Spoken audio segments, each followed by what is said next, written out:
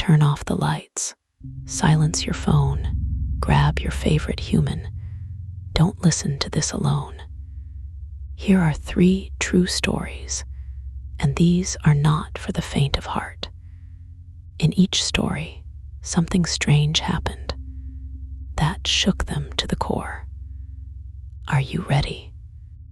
It was a cold, restless night, the kind that seems to make the world feel a little too quiet.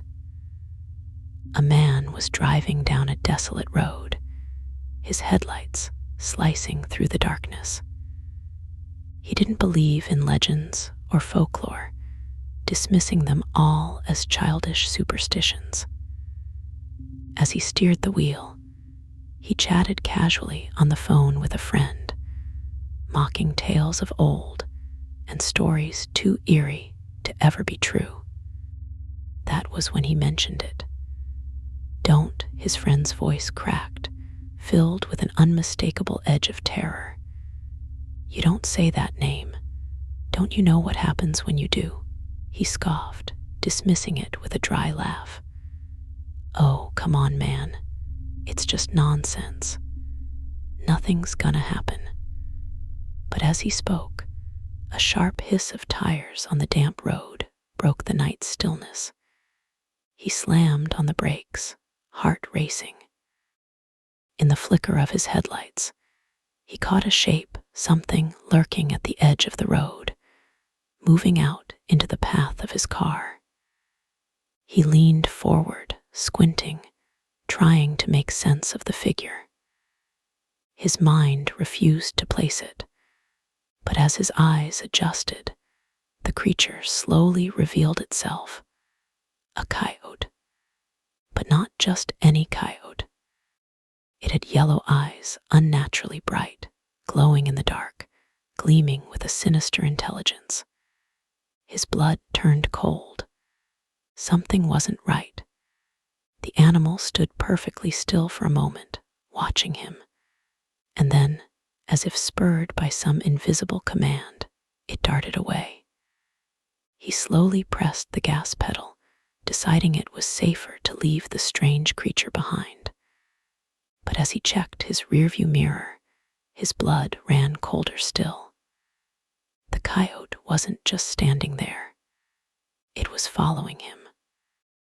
He felt a shiver crawl up his spine, the hairs on the back of his neck rising. Panicking, he slammed his foot down harder on the pedal, the engine roaring in protest. The road stretched out before him, but he was no longer alone. The coyote, unnaturally fast, was keeping pace, its glowing eyes locked on his rearview mirror, never blinking.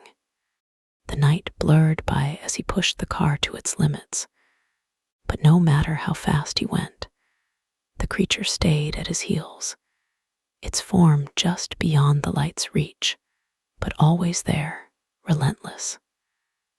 Suddenly, just as he began to believe he had shaken it, the eerie sensation of being hunted ebbed away. He couldn't see the coyote anymore, and for a fleeting moment, relief washed over him. He wasn't sure how, but he had escaped.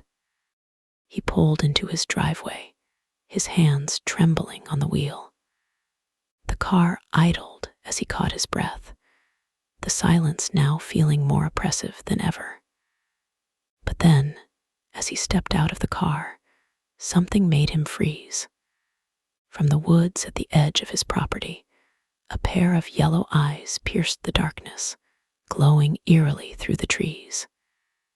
It was there watching him, absolutely still and unblinking.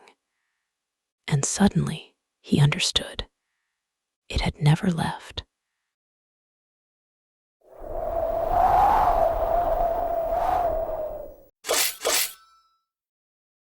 This particular story happened just outside a lonely little town called Dry Creek, not too far from Odessa. A man named Everett Sloan bought a ranch out there. just over 1,000 acres of raw, open land.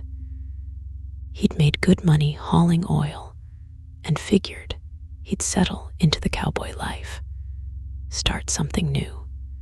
Now, on the second day after moving in, Everett said this old native man showed up at his front gate.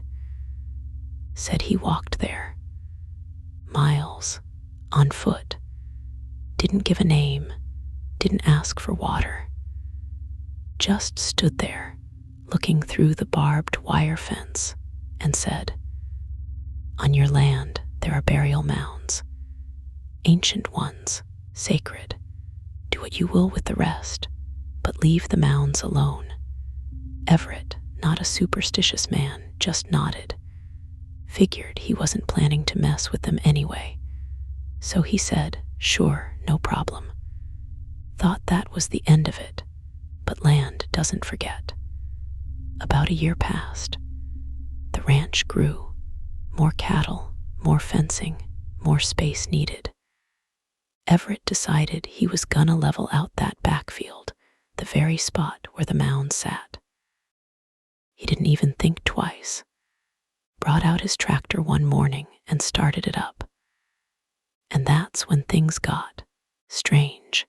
He said as he rolled closer to the first mound, he began to hear something soft at first, almost like wind. But then it became unmistakable. Music, chanting, like old ceremonial drums echoing from somewhere under the ground. The closer he got, the louder it became, until it was like it was inside his skull. Then, suddenly, a sharp voice pierced the air. "Hey." Everett slammed the brakes and turned. Standing behind the mounds was a man. Native, bare-chested, still as stone. Eyes glowing amber like they held fire behind them. Everett blinked, and the man was gone, vanished. No footprints, no sound, nothing.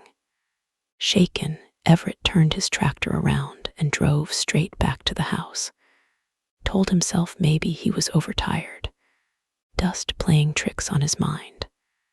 Laid down to rest. That night, the desert was dead silent. Not even the coyotes howled. And then he heard it, a voice, right in his ear, loud, clear, like someone was standing over his bed. "Get out of here, now." He sat up, heart pounding. But the room was empty. "Get out of here, now." A second time, louder than before. "Get out, now." A third.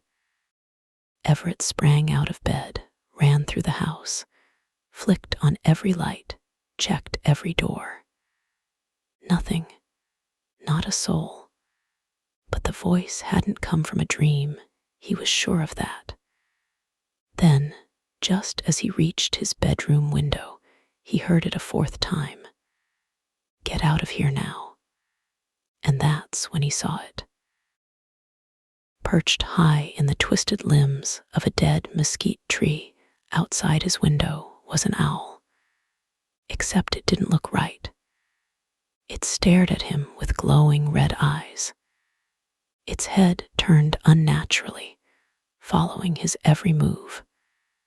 And as he looked at it, it spoke. "Get out now." Then it spread its wings and disappeared into the black sky. Weeks went by. Everett tried to shake it off, tell himself it was some sort of desert fever. But the land wouldn't let him forget. The cattle wouldn't graze near the mounds. His dogs refused to go past the fence line. Lights flickered. Shadows moved where no one stood. Still, he was a stubborn man. One morning, he made up his mind. He was gonna finish clearing that field. Said enough was enough. Drove his tractor back out there one last time, but he didn't make it far. As he approached the mounds, he saw movement. A pack of coyotes emerged from the brush. But these weren't normal animals. They were wrong, bigger, leaner. Their fur bristled like needles, and their eyes, they glowed, bright and unnatural. They didn't growl, didn't snarl. They just stood there, watching. Everett inched forward and they stepped closer. He tried to turn the tractor, but they circled him. Silent, steady. Their eyes never left him.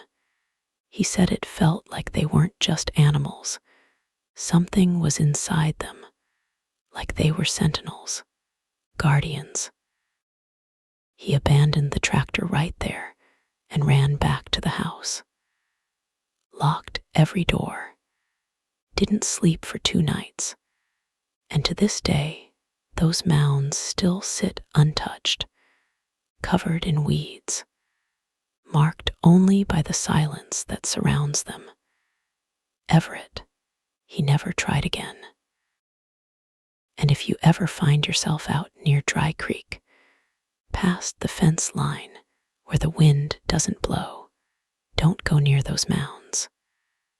Don't whistle. Don't speak. And for the love of whatever you believe in, don't look the owl in the eyes.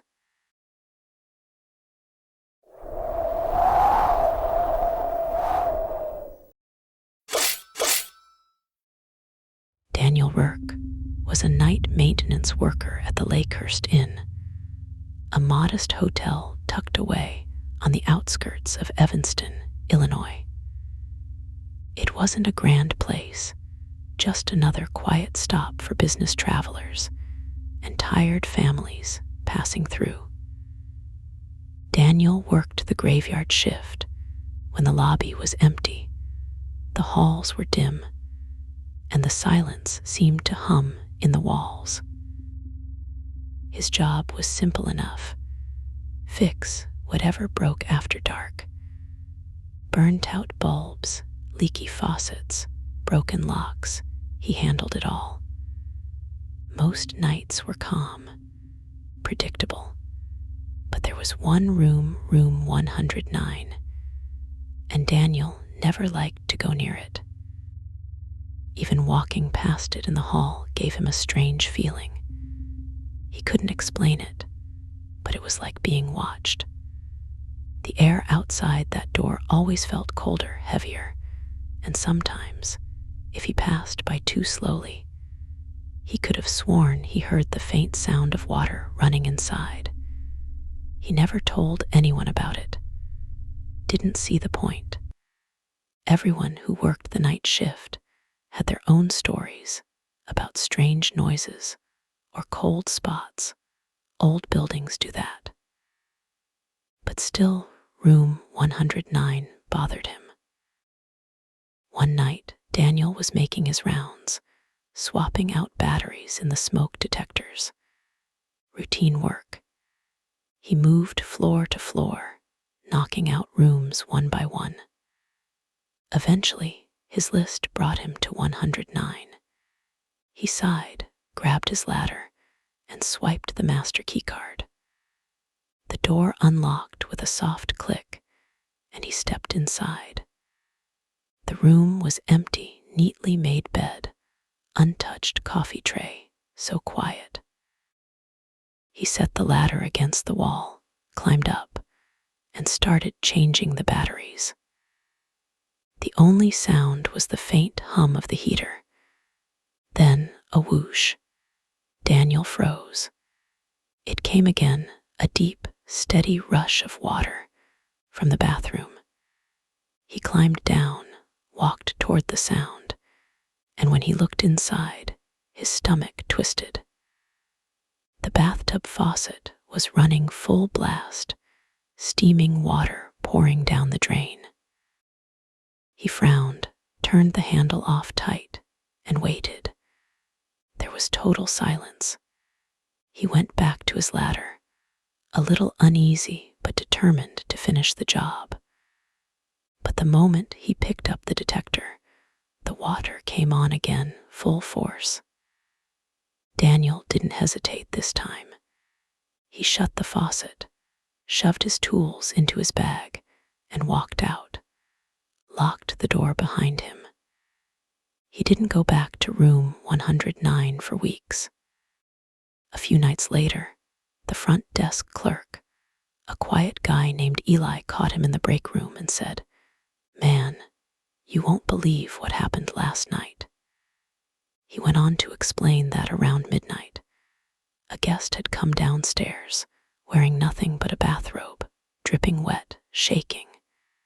She was pale, panicked, and barely able to speak. Finally, she stammered, "There's a woman in my bathtub." Eli switched her to another room immediately, but when he went back up to check, 109 was empty. Daniel's blood went cold. He asked quietly, "Was it room 109? Eli blinked, surprised. "Yeah, how'd you know?" Daniel just shook his head. "I just don't like that room, man," he muttered.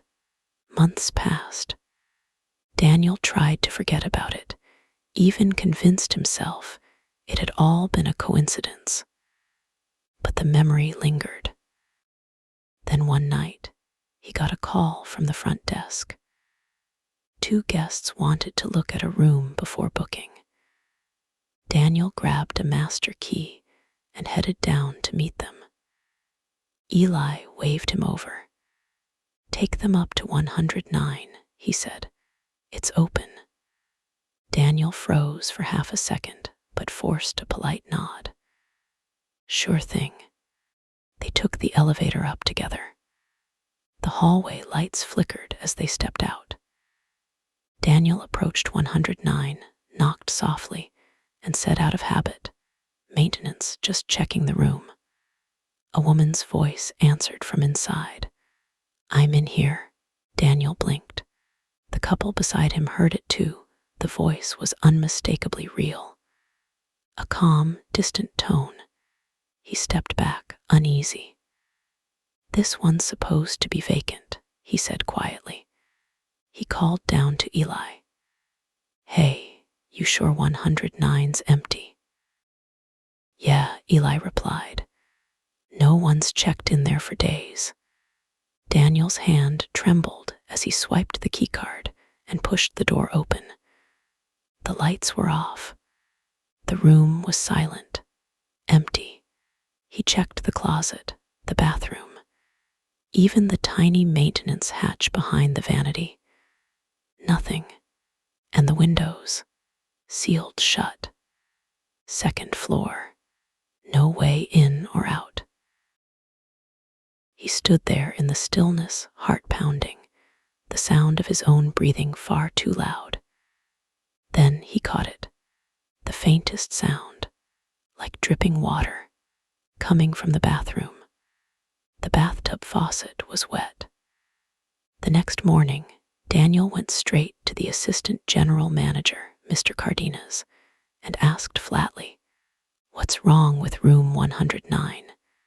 The man's expression changed instantly. His smile vanished. "Come into my office," he said quietly. He closed the door behind them. "Keep your voice down," he muttered. Then, after a long pause, he said, "There was a girl, 2 years ago. She checked into 109 alone, ordered dinner, played sad music all night. Next morning, housekeeping found her in the bathtub." He looked away. She'd been there for hours. Daniel didn't speak. He didn't have to.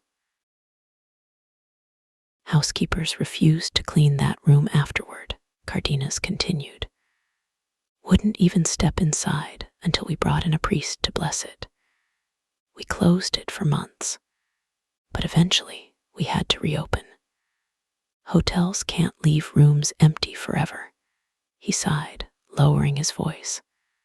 "I don't like assigning it, but when we're at full capacity, we have no choice." Daniel sat there, numb, the air in the office suddenly colder. Everything, The running water, the voice, the woman in the bathrobe. It all made sense now. That night, when Daniel passed by room 109 again, he felt it, the same chill, the same heavy air. The door stood closed, silent, like it was listening. And for the first time, he thought he heard something faint through the wood.